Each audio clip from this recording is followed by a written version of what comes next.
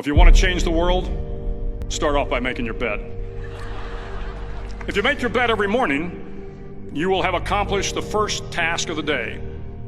It will give you a small sense of pride, and it will encourage you to do another task, and another, and another. And by the end of the day, that one task completed will have turned into many tasks completed. Making your bed will also reinforce the fact that the little things in life matter. If you can't do the little things right, you'll never be able to do the big things right. And if by chance you have a miserable day, you will come home to a bed that is made, that you made. And a made bed gives you encouragement that tomorrow will be better. To pass SEAL training, there are a series of long swims that must be completed. One is the night swim. Before the swim, the instructors joyfully brief the students on all the species of sharks that inhabit the waters off San Clemente. They assure you, however, that no student has ever been eaten by a shark, at least not that they can remember.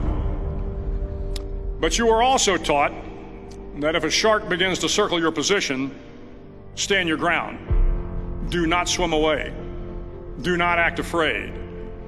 And if the shark, hungry for a midnight snack, darts towards you, then summons up all your strength and punch him in the snout, and he will turn and swim away. There are a lot of sharks in the world. If you hope to complete the swim, you will have to deal with them. So if you want to change the world, don't back down from the sharks. Over a few weeks of difficult training, my SEAL class, which started with 150 men, was down to just 42. There were now 6 boat crews of 7 men each. I was in the boat with the tall guys, but the best boat crew we had was made up of the little guys, the Munchkin crew, we called them. No one was over 5'5". The Munchkin boat crew had 1 American Indian, 1 African American, 1 Polish American, 1 Greek American, 1 Italian American, and 2 tough kids from the Midwest. They out-paddled, outran, and outswam all the other boat crews. The big men in the other boat crews would always make good-natured fun of the tiny little flippers the Munchkins put on their tiny little feet prior to every swim. But somehow these little guys from every corner of the nation and the world always had the last laugh, swimming faster than everyone and reaching the shore long before the rest of us. SEAL training was a great equalizer. Nothing mattered but your will to succeed, not your color, not your ethnic background, not your education, not your social status. If you want to change the world, measure a person by the size of their heart, not by the size of their flippers. The 9th week of training is referred to as Hell Week.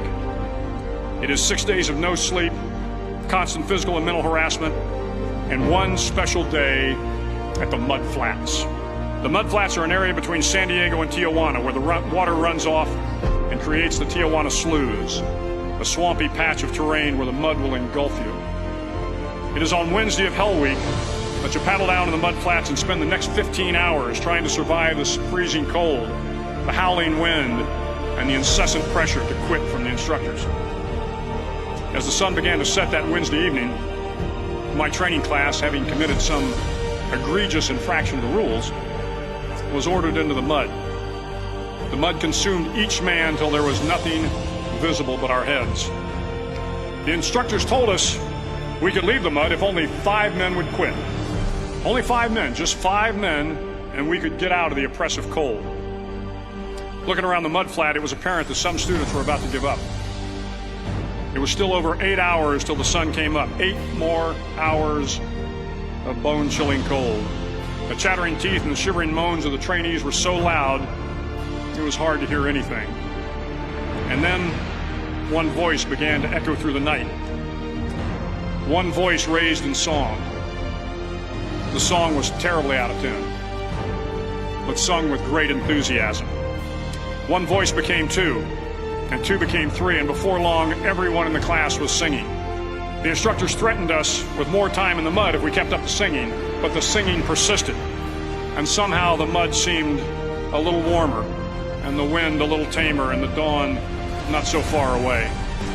If I have learned anything in my time traveling the world, it is the power of hope, the power of one person, a Washington, a Lincoln, King, Mandela, and even a young girl from Pakistan, Malala. One person can change the world by giving people hope. So if you want to change the world, start each day with a task completed. Find someone to help you through life. Respect everyone. Know that life is not fair and that you will fail often. But if you take some risks, step up when the times are the toughest, face down the bullies, lift up the downtrodden, and never ever give up. If you do these things, the next generation and the generations that follow will live in a world far better than the one we have today. And what started here will indeed have changed the world for the better.